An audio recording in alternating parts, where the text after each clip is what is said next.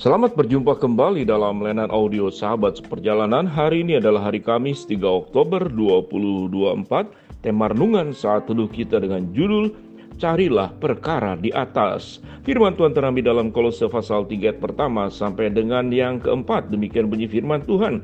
Karena itu kalau kamu dibangkitkan bersama dengan Kristus, carilah perkara yang di atas, di mana Kristus ada, duduk di sebelah kanan Allah. Pikirkanlah perkara yang di atas, bukan yang di bumi. Sebab kamu telah mati dan hidup tersembunyi bersama dengan Kristus di dalam Allah.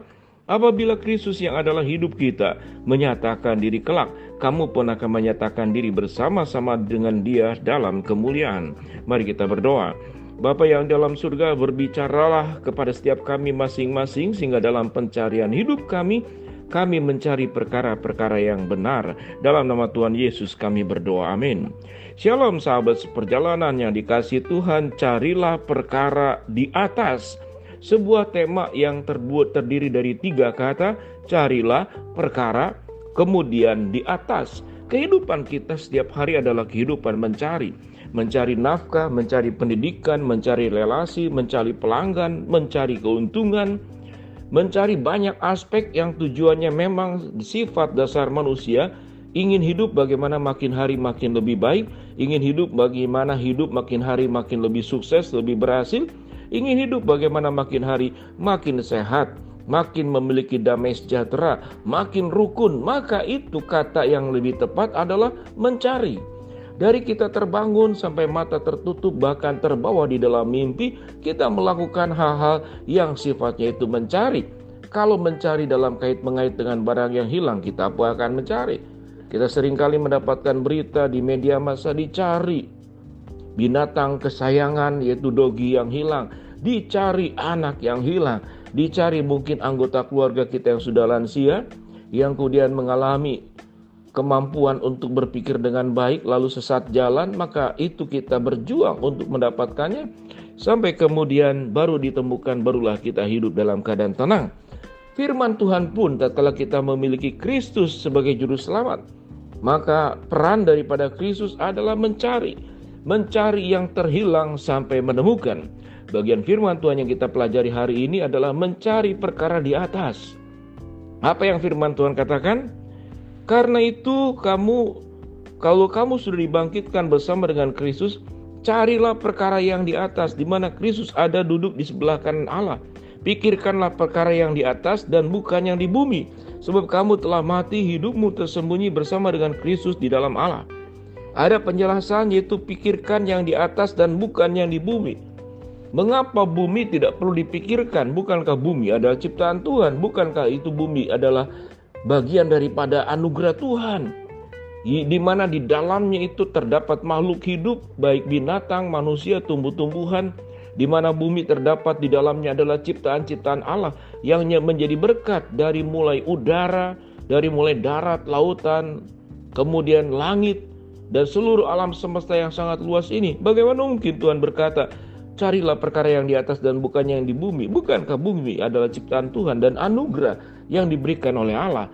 Tentu di dalam masalah ini bukan bumi secara fisik, bukan bumi dalam bentuk ciptaan-ciptaan yang dijelaskan tadi, tetapi bumi di dalam arti yaitu dunia yang sudah jatuh di dalam dosa.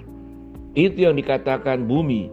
Di dalam bagian-bagian ayat Alkitab kita melihat, buat apa engkau mendapatkan seluruh isi dunia tetapi engkau kehilangan nyawamu. Di sini pun punya pemahaman yang sama tentang dunia dan bumi, yaitu di dalam keberdosaan yang ada, yang diperbuat oleh manusia yang secara sadar tidak sadar, itu kita lakukan setiap hari.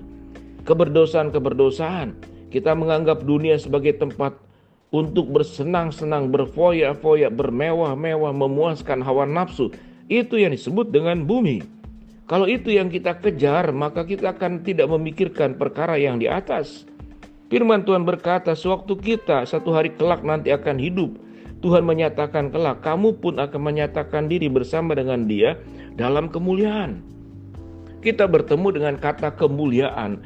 Apa yang dimaksud dengan kemuliaan? Kemuliaan itu adalah tentang kebesaran Allah, keagungan Allah, kekudusan Allah, kebenaran Allah, kesucian Allah.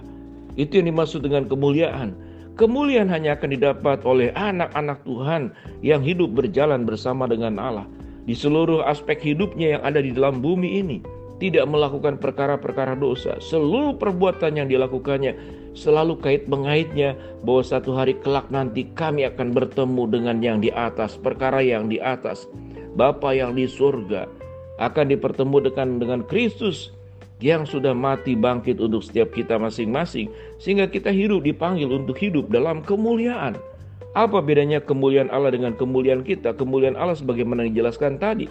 Tetapi kemuliaan yang kita kerjakan adalah perkara-perkara yang mulia, yang kudus, yang benar, dan menjauhi dosa. Itu kemuliaan yang di dalam kekudusan. Dengan demikian sahabat perjalanan yang dikasihi Tuhan, carilah perkara yang di atas. Setiap perjuangan sebagaimana di awal renungan yang disampaikan tadi, kita tiap hari mencari berbagai hal. Biarlah kita memastikan apa yang kita kejar, apa yang kita cari, bukan perkara yang berdosa, tapi perkara yang memuliakan Allah. Waktu kita mencari nafkahlah untuk kemuliaan Allah. Waktu kita mengejar pendidikan, kejarlah pendidikan untuk kemuliaan Allah. Waktu kita ingin mengejar keberhasilan, kesuksesan, kejarlah keberhasilan, kesuksesan untuk kemuliaan Allah, di dalam kehendak Allah, dan dikembalikan kepada Allah dan bukan untuk diri sendiri.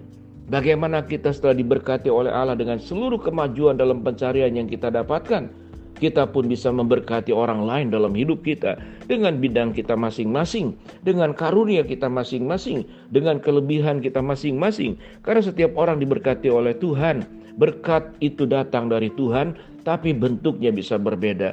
Ada orang yang tidak kaya, tapi dia punya hikmat bijaksana. Ada orang yang mungkin tidak berpendidikan, tapi dia punya karakter yang baik. Karena karakter yang baik terkadang bukan lewat pendidikan akademis, tetapi karakter yang baik tumbuh dari sebuah kesadaran hati yang lembut sebagai seorang murid yang terus mau belajar dibentuk menjadi anak-anak Tuhan yang baik. Setiap manusia punya kelebihan dan kekurangan. Di dalam berelasi dan berkomunitas, kita saling mengingatkan, kita saling melengkapi, kita saling mendoakan. Bersyukur kalau sahabat seperjalanan tumbuh dalam komunitas-komunitas sel atau komsel di gereja sahabat seperjalanan masing-masing.